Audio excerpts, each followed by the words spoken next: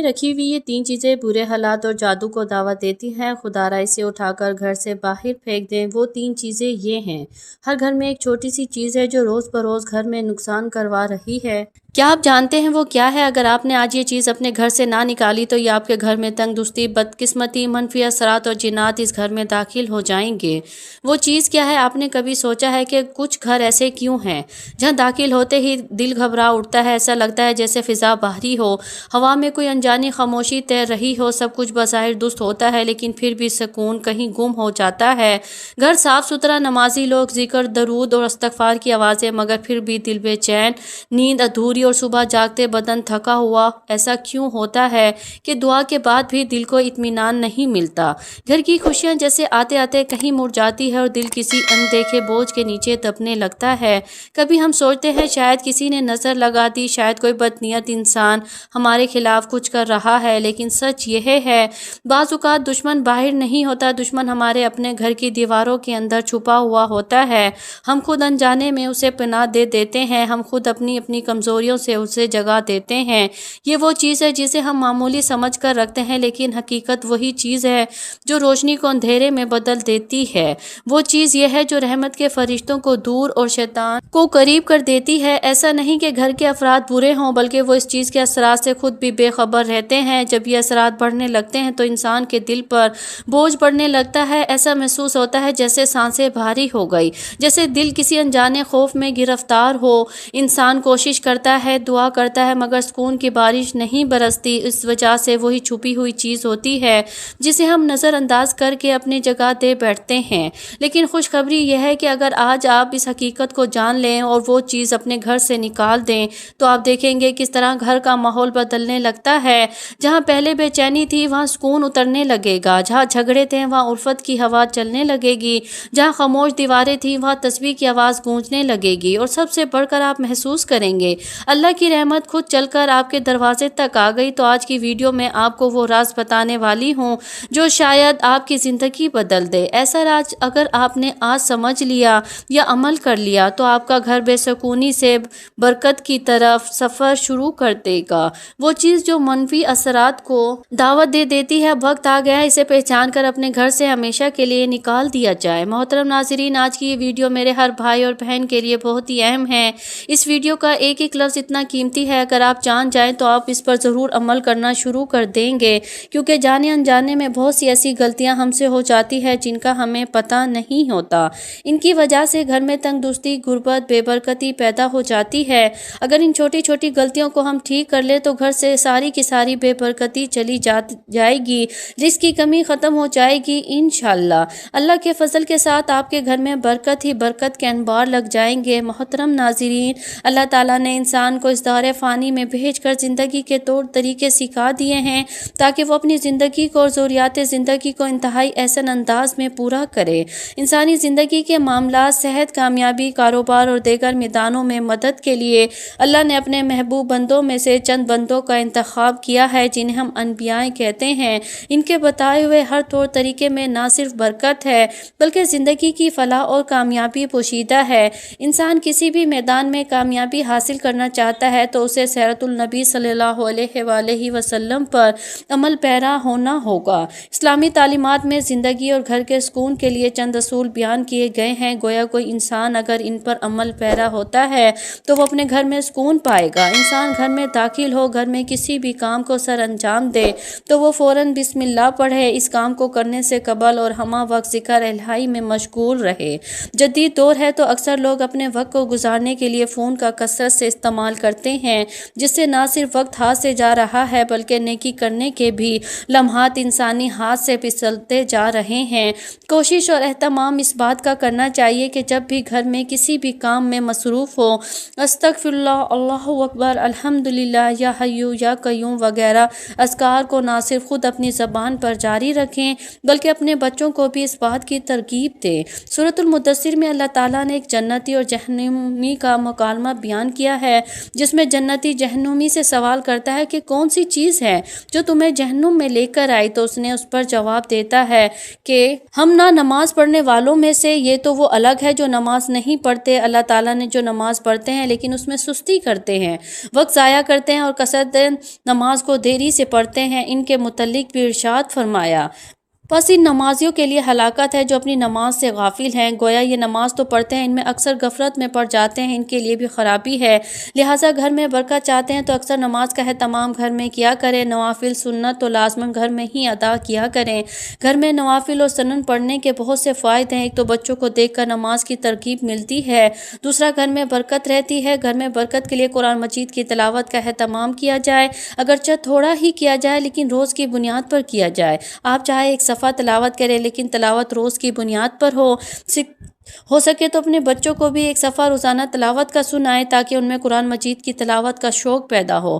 قرآن مجید کی کوئی بھی سورت تلاوت کرے گھر میں برکت کا ہی باعث بنتی ہے۔ اب چلتے ہیں 3 چیزوں کی طرف۔ پہلی چیز، جب دیواروں پر شکر کی بجائے ناشکری ہو، کچھ گھروں میں داخل ہوتے ہی ایک عجیب سی خاموشی استقبال کرتی ہے، نہ کوئی شور، نہ کوئی چیخ اور پکار، ایسا محسوس ہوتا ہے جیسے ہوا نے بھی سانس روک لی ہو۔ دیواریں جیسے کچھ کہنا چاہتی ہیں، ان پر لکھی تعریف خاموشی سے سب کچھ کہہ دی جاتی ہے، وہ تعریف جو کسی قلم سے نہیں انسانوں کے رویے سے لکھی جاتی ہے۔ یہی وہ لمحہ ہوتا ہے جب گھر میں برکت کے دروازے بند ہونے لگتے ہیں، کیونکہ ان دیواروں پر اب شکر نہیں شکایت لکھی جاتی ہے۔ جہاں ہر گفتگو میں میرا نصیب کیوں نہیں کی گونج ہو، جہاں زبان پر ناشکری کا زہر اور دل میں مایوسی کی دھند ہو، وہ رحمت کے قدم نہیں ہوتے۔ فرشتے خاموشی سے واپسی پلٹ جاتے ہیں اور ان کی جگہ وسوسوں کی سرگوشیاں لے لیتے ہیں۔ کبھی شیطان دروازہ توڑ کر نہیں آتا، ہم خود اس کے لیے دروازہ کھول دیتے ہیں۔ جب ہم الحمدللہ کی بجائے کاش ایسا ہوتا کہنا شروع کرتے ہیں، جب ہم نعمتوں کا معمول اور خامیوں کو عظیم سمجھنے لگتے ہیں، تو سمجھ لیجئے کہ روشنی کا چراغ بجھنے لگا ہے۔ وہی جو گھر کو امن دیتی ہے، رزق کو برکت دیتی ہے، دل کو نرم رکھتی ہے۔ ناشکری ایک معمولی سا احساس نہیں، یہ غیر مرئی زہر ہے جو آہستہ آہستہ پورے گھر کی فضا کو کھا جاتا ہے۔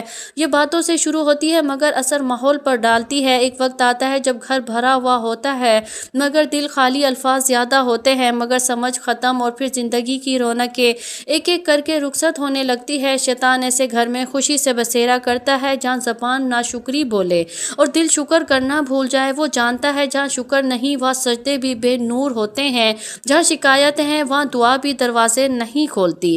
وہ ہر دل میں یہ احساس ڈالتا ہے کہ تم محروم ہو اور اپنی موجودہ نعمتوں کو بھول کر خالی پن کے جال میں پھنستا چلا جاتا ہے۔ یاد رکھے، شکر صرف الفاظ نہیں، یہ ایک روشنی ہے۔ یہ وہ روشنی ہے جو اندھیروں کو پیچھے دھکیلتی ہے، جو فرشتوں کو متوجہ رکھتی ہے اور جو شیطان کے قدموں کو جلا دے۔ جس گھر میں زبان الحمدللہ کہنا سیکھ لے، اس گھر کی چھت بھی دعا بن جاتی ہے۔ اگر آپ چاہتے ہیں کہ تنگدستی کا سلسلہ ٹوٹ جائے یا بے سکونی کی زنجیریں کٹ جائیں اور گھر میں روشنی خود چل کر آئے، تو سب سے پہلے اپنے الفاظ کو بدلیں، کیونکہ جب دیواروں پر شکر لکھا جاتا ہے تو رحمت ان الفاظ کو پڑھنے آتی ہیں۔ 3 چیزیں گھر میں تنگدستی، بے سکونی اور نیگیٹیوٹی کو دعوت دیتی ہیں۔ دوسری چیز، جب آنکھیں عیب ڈھونڈنے کی عادی ہو جائیں۔ کبھی سوچا ہے جب تیری آنکھ کسی کی کمی تلاش کرنے لگتی ہے تو تیرے نصیب کی روشنی کیوں ختم ہو جاتی ہے؟ کیوں گھر کا سکون تیرے ہاتھ سے ریت کی طرح پھسلنے لگتا ہے؟ کیوں ہر چیز ہونے کے باوجود دل خالی، روح بوجھل اور فضا بے رونق لگتی ہے؟ اس لیے وہ جو محبت کے لیے پیدا ہوئی تھی اب تنقید کا اختیار بن چکی ہے۔ وہ نگاہ جو رحمت کے منظر دیکھنے والی تھی اب صرف دوسروں کے عیب تلاش کرتی ہے۔ اور جان لے، جس گھر میں عیب ڈھونڈنے والے بستے ہیں وہاں برکت نہیں رکتی، وہاں شیطان اپنا ٹھکانہ بناتا ہے۔ یہ عیب جوئی یا معمولی گناہ نہیں، یہ روح کی بیماری ہے۔ یہ وہ آگ ہے جو خاموشی سے دلوں کو جلاتی ہے، تعلقات کو راکھ کر دیتی ہے اور گھر کی فضا کو اندھیروں میں بدل دیتی ہے۔ جس گھر میں ہر زبان کسی دوسرے کے قصور گنتی ہے وہاں رزق تنگ ہو جاتا ہے، دعائیں رک جاتی ہے، سکون ہجرت کر جاتا ہے۔ وہ آنکھ جو دوسروں کی خطائیں دیکھتی ہیں، کبھی اپنے آئینے میں جھانک، تجھے اندازہ ہو جو تو عیب دیکھتا ہے وہ تیرے دل کی اپنی غفلت کی دھند ہے۔ جو دوسروں میں کمی تلاش کرتا ہے وہ دراصل اپنے اندر کے خالی پن سے بھاگ رہا ہوتا ہے۔ ایسے لوگ گھروں میں شور چھوڑ جاتے ہیں مگر سکون کبھی نہیں۔ شیطان جانتا ہے محبت والے گھر اس کے دشمن ہیں، اس لیے وہ گھروں کی نگاہوں میں زہر گھول دیتا ہے، وہ دلوں کے درمیان دیواریں کھڑی کر دیتا ہے وہ کانوں میں سرگوشی کرتا ہے، دیکھو اس نے تمہارے ساتھ ایسا کیا، اور جب تم اس کے بہکاوے میں آ جاتے ہو سمجھ لو تمہارے گھر کی فضا بدل گئی، اب وہاں صرف وسوسے بستے ہیں، محبت نہیں۔ یاد رکھو جس گھر کی آنکھیں عیب دیکھنے لگتی ہیں اس گھر کی برکتیں پردہ کر لیتی ہیں۔ جہاں نگاہ میں بد گمانی ہو وہاں فرشتے نہیں آتے، وہاں شیطان رقص کرتا ہے، اس کی ہنسی تمہیں سنائی نہیں دیتی مگر تمہاری بے سکونی اس کی فتح کی گواہی دیتی ہے۔ دلوں کو جوڑنے والی آنکھیں جنت ہی ہوتی ہیں اور توڑنے والی آنکھیں جہنمی رحمت ان کے گھروں میں اترتی ہے جہاں نگاہیں پردہ ڈالنا جانتی ہیں۔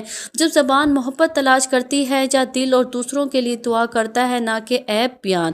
اے مومن، اگر تو چاہتا ہے تیرے گھر سے تنگ دستی کا سایہ رخصت ہو جائے، بے سکونی کی جنزیریں ٹوٹ جائے تو اپنے نگاہ پاک کر، عیب دیکھنے کی بجائے خود دیکھ۔ عیب چھپانے والا اللہ کا دوست بن جاتا ہے اور عیب پھیلانے والا شیطان کا۔ جب آنکھیں محبت سے دیکھنے لگتی ہیں تو رحمتیں خود دروازہ کھول کر آتی ہیں۔ جب آنکھوں سے دوسروں کی کمی میں الجھ جائیں تو سمجھ لیں کہ شیطان تیرے ذہن میں اتر چکا ہے۔ تین چیزیں گھر میں تنگ دستی، بے سکونی اور نیگیٹیوی کو دعوت دیتی ہیں۔ تیسری چیز، جب دروازے دعاؤں سے نہیں آوازوں سے کھلے۔ کیا تم نے کبھی سوچا ہے گھر کا وہ جگہ جہاں امن اترتا ہے، جہاں ہر سانس میں محبت کی خوشبو ہونی چاہیے، جہاں دروازے کھلے تو سلام کی روشنی پھیلے، لیکن اگر وہی دروازے شور، تلخی اور چیخو پکار سے کھلے، جہاں زحمت نے جگہ لے لی ہے، جہاں گھروں کے دروازے سلامی سے خالی ہو جائیں تو وہاں فرشتے نہیں آتے۔ جب الفاظ بھاری ہو جائیں تو وہ فضا بھی بھوچل ہو جائے، جب گفتگو میں تلخی ہو تو برکت زمین سے اڑ جاتی ہے۔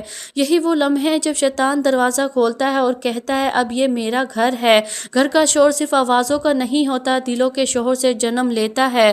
ماں کا دل دکھی ہوئی، ماں کا چہرہ بھوچل ہو، بچوں کے لہجے میں کرواٹ ہو تو یہ شور دیواروں سے ٹکرا کر واپسی کرتا ہے، اور ایسا ایسا وہ شور گھر کے دور دیواروں سے روشنی کھینچ لیتا ہے۔ پھر وہی گھر جو کبھی سکون کا گہوارہ تھا بے برکتی کا مرکز بن جاتا ہے۔ یہ شور صرف الفاظ نہیں، یہ رحمت کے فرشتوں کے لیے بند دروازے ہیں۔ وہ گھر جہاں آوازیں اونچی ہو، جہاں زبان تیز ہو، جہاں دلوں میں برداشت نہ ہو، وہ گھر اصل شیطان کا ٹھکانہ بن جاتا ہے، کیونکہ شیطان کو خاموشی نہیں شور پسند ہے۔ اسے وہ گھر پسند ہے جہاں بحث ہو مگر دعا نہ ہو، جہاں غصہ ہو مگر صبر نہ ہو، جہاں میں ہو مگر ہم نہ ہو۔ اگر تم چاہتے ہو کہ تنگ دستی تیرا مقدر نہ بنے تو اپنے گھر کی آوازوں سے نہیں دعاؤں سے کھولو۔